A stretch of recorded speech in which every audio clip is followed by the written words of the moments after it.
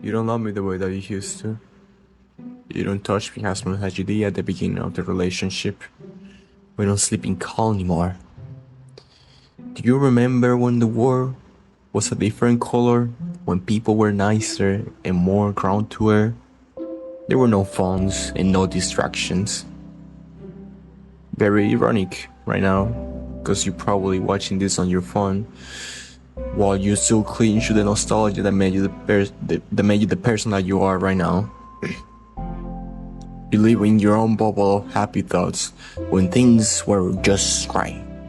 You ask yourself if your relationship is dying. You start wondering if they don't love you as much as they used to. Or, in most cases, you just yearn for times where things were easier. I know myself, I miss those times.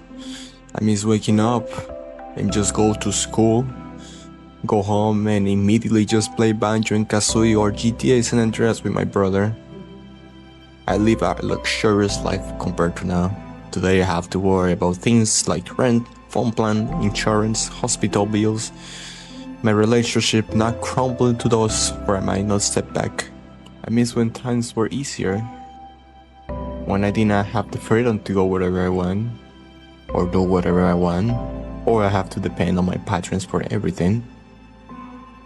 I miss when I was not forced to grow as a human being and being stuck on my same place just playing World of Warcraft or jacking off without the kilo of pornography deteriorating my brain cells. Nostalgia is a trap,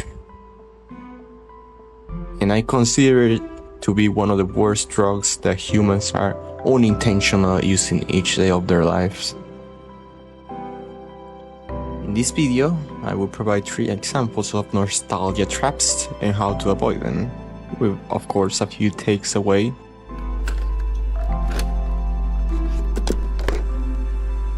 The life that you think you live never existed.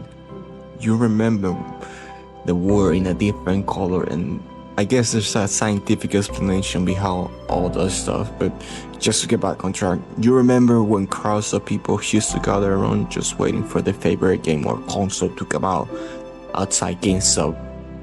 However, we love to see life in the different lenses, and yeah, I might in my case feel comfortable seeing those people just living a non-toxic life, just enjoying themselves. For example, I recently just watched a video of people just gathering around outside GameStop waiting for the PlayStation 2 to come out. They just seem happier back in the days. But that was just a small instance, and those small instances still prevail nowadays. Even though we love to admit that maybe life was easier, simpler, and better back in the days, but honestly, if we're just looking for a non-toxic environment, unfortunately it was not back in the days. Toxic people always prevail, and sadly that's a fact that we can see nowadays. But back in the days, let's not even talk about the 1915 when just a regular Joe guy got back from his 9-to-5 job just to beat her wife. We like to pretend and we love to romanticize the old days, but honestly, they were not easier. They were not easier for the people. There was probably 100,000 women that live an unhappy and unfulfilled life. And let's not even talk about the 2000s. And recently, just to give a small example, I watched a magazine of famous people just taking pictures behind their back in bikinis. And the magazine just roast the living shit out of them. Around the 1990 and the 2007, we have degenerate people like Jeffrey Epstein and Don Schneider racing to the top. Evil always prevail, sadly. And here we are, just whining to go back when times were simpler, right? When in reality we weren't just not aware of our surrounding, because honestly, ignorance is bliss. And I don't see why you won't be able to live the same life that you did back in the days, when ignoring social medias, ignoring social norms, Ignoring the news and who is on the top and who's in the bottom is just one button away from you.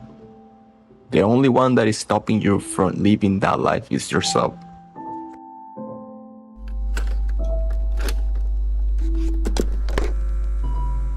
People change, we grow up, and we move on.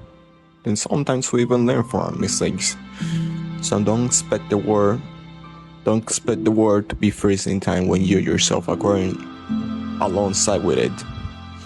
A great example of that is something that I talk about in my first video. One of my friends haven't changed very much, but I myself find it really hard to communicate with him like the way that we used to.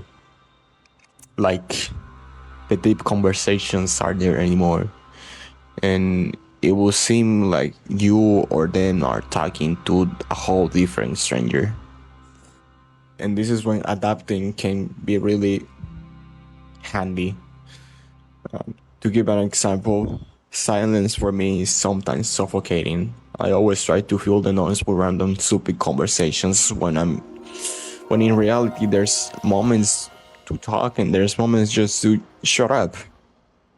I remember that with this exact same friend, I have a marathon of me streaming Zelda Skyward Sword, and we rarely spoke to each other. The only thing that we say was goodnight, and yet I still remember that moment as one of the greatest and funniest times of my life, even though we didn't talk. Sometimes your presence can be enough.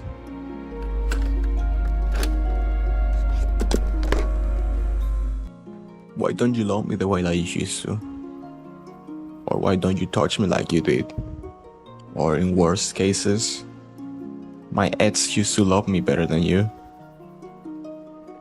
We often don't realize the amount of pressure that we put on our loved ones. We often forget that they are humans as well, that they have bad days and good days. Yes, we might be guilty of loving harder on the first few months of our relationship. That happens to everyone. However, that doesn't mean that we lost what was special in the relationship. We each different humans love in different ways.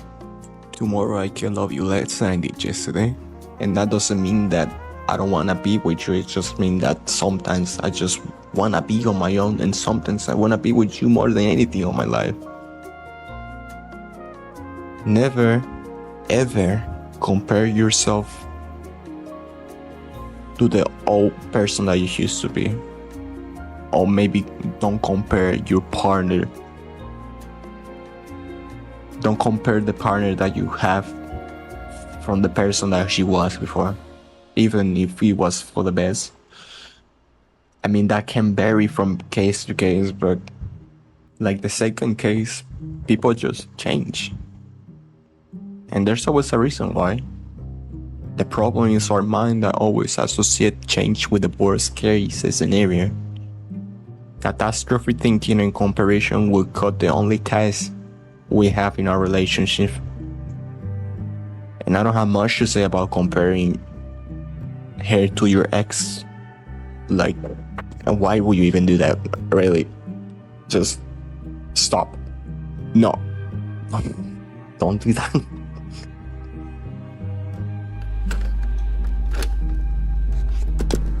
There is no love in the past, only the present.